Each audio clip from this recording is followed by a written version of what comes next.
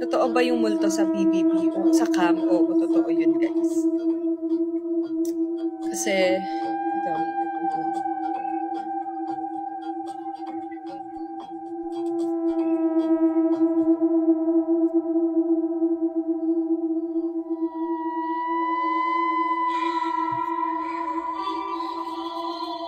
kasi ganito yung nangyari.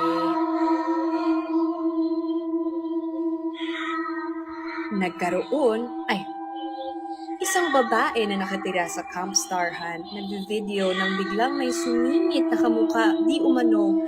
Ayoko magkwento ng gano'n. So, ganito na nga yung nangyari. Kasi diba sobrang hilig ko. Kilala niyo ako.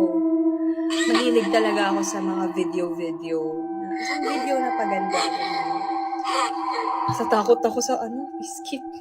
Ayoko na. Natakot ako sa music. Kala ko matapang ako, hindi pala. Nung Chinese pa kayo, di ba may nakita ka? Meron sa CR. May laman yung bowl pero walang tao.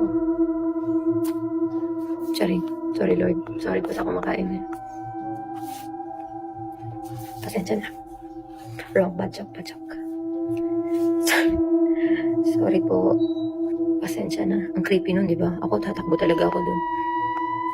Aside sa dugyot. Pasensya na, guys. Hindi, last na yun. Ako tatakbo ko dun. Nagpagagalit pa ako. Tsaka meron pang nakakatakot sa CR din. Alam niyo kung ano. Alam niyo ba kung ano yun? Pero seryoso na to. Sa CR. Yung sabon na, may buhok. Di ba wala namang buhok yung sabon, guys? Sa amin kasi meron, natakot talaga ako dun. So, tumakbo din ako. Di ba walang buhok dapat yung sabon. Kaya natakot ako kasi bakit merong buhok yung sa amin. So, baka yun ang mga multo. Hindi kasi ganitong klaseng buhok na mahahaba. Iba nga, halatang may gumamit. Huwag na natin pag-usapan yan, nakakatakot po. Nagko-goosebumps ako. Goosebumps.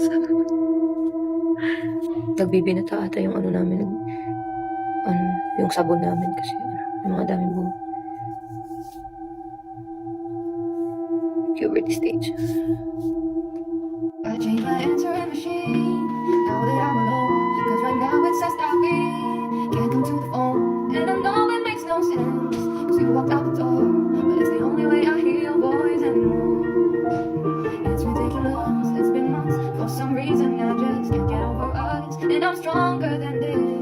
Enough is enough, no more walking around with my head down. I'm so over being blue, crying over you. And I'm so sick of love songs, so tired of tears, so done with wishing you were still here. Said I'm so sick of love songs, so sad and slow. So why can't I turn off the radio? Gotta fix that calendar I have.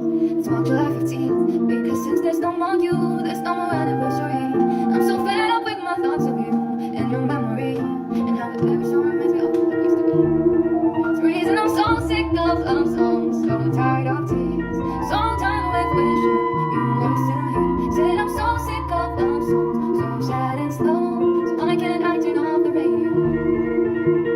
Leave me alone.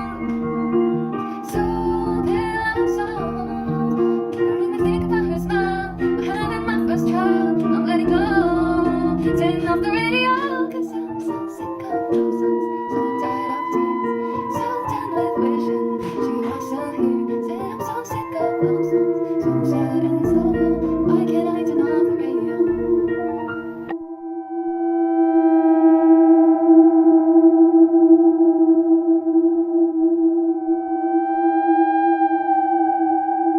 Yung multo sa video, okay. Wait lang, mag-isa na ako ng video.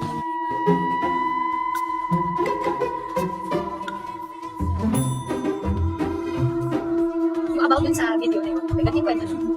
Sa camp, meron doon isang room na makita ng namin girls. Overthink na ako. Meron din doon closet ng namin, na sinahan ng damit namin, nandun sa room na yun.